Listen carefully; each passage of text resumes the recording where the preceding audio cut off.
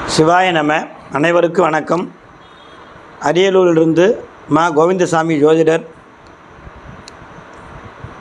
நாளை ஆங்கிலப்படி 29 மார்ச் மாதம் மூணாம் மாதம் 2025 தமிழ் பங்குனி 15ஆம் தேதி சனிக்கிழமை சூரிய கிரகணம் நிகழ்வு நடைபெறுகிறது. இந்த சூரிய கிரகணம் பகல் 2:20 ஆரம்பித்து சாயந்தரம் 6:20 வரை நடக்கிறது. இந்த சூரிய கிரகணத்தின் பொழுது நமது உணவு அருந்துவதோ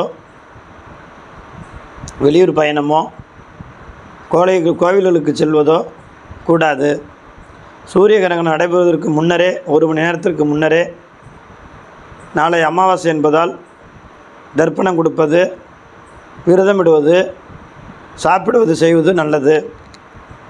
அதன் பிறகு 6:30 மணிக்கு சாயந்தரம் 6:30 மணிக்கு பிறகு சூரிய கிரகணம் முடிந்து வீட்டை சுத்தம் செய்து நாம் குளித்துவிட்டு பூஜை அறையில் இறைவனை வணங்குவது சிறப்பு.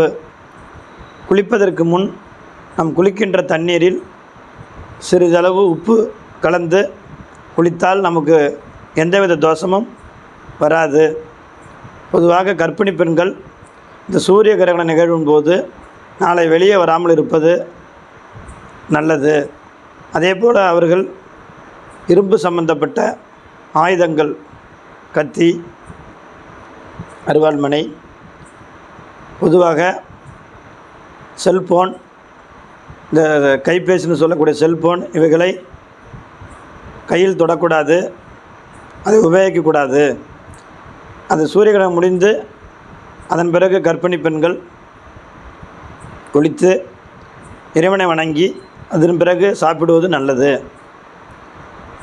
அந்த சூரிய கிரகண நிகழ்வின் போது நமது குலதெய்வம், சிவபுராணம், சிவ சுலோகம், பெருமாளுடைய சுலோகம், நாராயண சுலோகம், நாம் படித்த தெய்வங்களை வணங்கி ஜெபிப்பது நல்லது. இந்த சூரிய கிரகணத்தின் பொழுது யாருக்கும் எந்த ராசிக்கும் பரிகாரம் சொல்வார்கள். அதெல்லாம் ஒன்றும் பயப்பட வேண்டாம். இந்த நிகழ்வின் போது சாப்பிடக்கூடாது. வெளிப்பயணம், வெளியூர் அத்தியாவசியமாக இருந்தால் இறைவனை வணங்கி செல்லலாம். இல்லையெனில் வெளியூர் செல்வது நல்லது. பொதுவாக கர்ப்பிணிகள் வெளியே செல்லாமல் இருப்பது சுபம்.